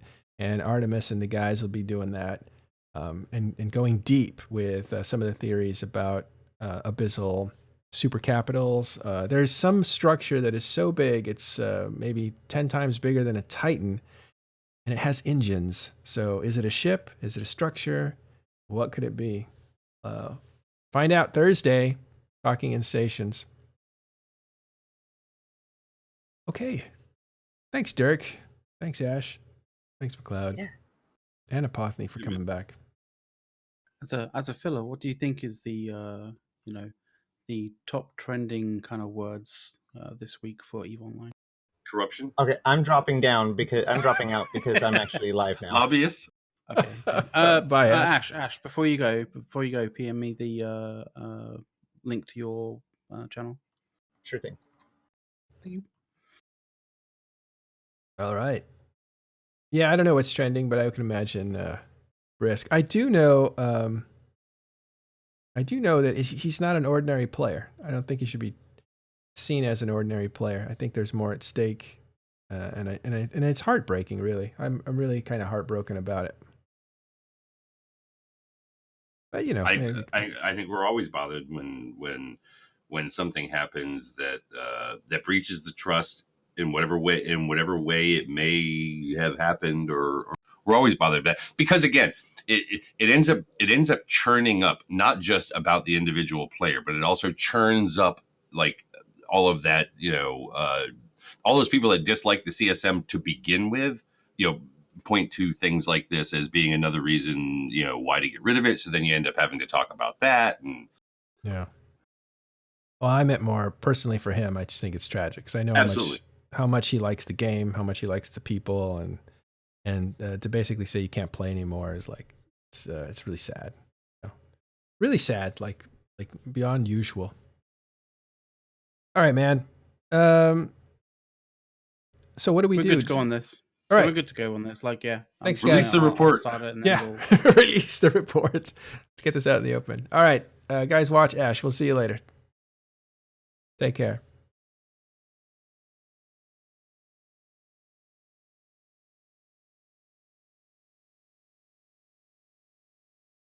Does that mean I hit stop? You can do, yeah. Okay.